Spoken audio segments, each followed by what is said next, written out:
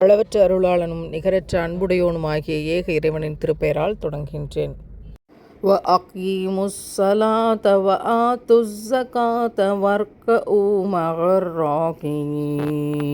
தொழுகையை கடைபிடியுங்கள், ஜக்காத்தை கொடுத்து வாருங்கள், ருக்கு செய்வோரோடு சேர்ந்து நீங்களும் ருக்கு செய்யுங்கள் என்றால், தொழுகையை நிலைநிறுத்துங்கள், ஜக்காத்தை கொடுங்கள், ருக்கு செய்பவர்களுடன் ருக்கு செய்யுங்கள் என்று இறைவன் யாருக்கு சொன்னான்? அன்றைக்கு இஸ்ரவேலர்களுக்கு எல்லா அருட்கொடைகளையும் தந்த பிறகு அவர்களிடமிருந்து இந்த வாக்குறுதியை வாங்கினான். பிற்காலத்தில் முகமது நபிகள் நாயகம் ஸல்லல்லாஹு அலைஹி வஸல்லம் அவர்கள் இறுதி இறைத்தூதராக அனுப்பப்படுவார்கள். எனவே அவர்களுக்கு பின்னால் இருந்து தொழுகையை நிலைநிறுத்துங்கள், ஜக்காத்தை தொடர்ந்து சிறப்பாக கொடுத்து வாருங்கள், ருக்கு செய்பவர்களோடு இணைந்து அந்த தொழுகை முறையோடு ருக்கு செய்யுங்கள், அவர்கள் செய்யக்கூடிய நல்ல அமல்களோடு சேர்ந்து இருங்கள் என்று இறைவன் முன்கூட்டியே அவர்களுக்கு சொல்லிக் கொடுத்தான். இவற்றை கடைபிடிக்க சொல்லிக் கொடுத்தான். கடைபிடிக்காவிட்டால் என்ன நடக்கும் என்கிற எச்சரிக்கையையும் இறைவன் தந்ததான் பின்தான் சொல்கிறான், எனக்கு கொடுத்த வாக்குறுதியை நீங்கள் நிறைவேற்றுங்கள், உங்களுக்கு கொடுத்த வாக்குறுதியை நான் நிறைவேற்றுகிறேன் என்று சொல்கிறான். இது பிற்காலத்தில் என்னவாக மாறியது?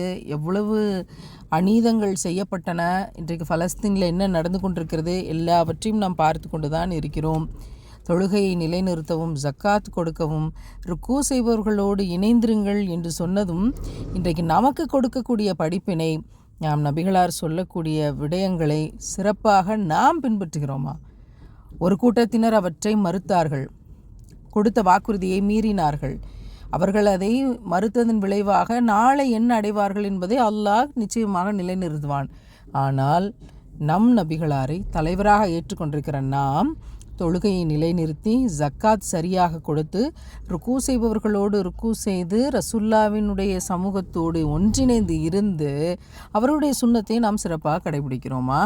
அல்லது இம்மையின் அலங்காரத்தின் பின்னால் இம்மையை தேர்ந்தெடுத்து கொண்டு நாம் கடந்து சென்று கொண்டு இருக்கிறோமா? மார்க்கம் மிக லேசானது. ஆனால் அல்லாஹ்வையும் ரசூலையும் இந்த உலகத்தை விட அதிகமாக நேசித்தால் மட்டும்தான் நம்மால் இந்த உலகத்தை வெற்றி கொள்ள முடியும். ஆனால் நாம் இந்த உலகத்தை தேர்ந்தெடுத்து கொண்டு விட்டால் அல்லாஹ் ரசூலினுடைய நேசத்தை கோட்டை விடுவோம்.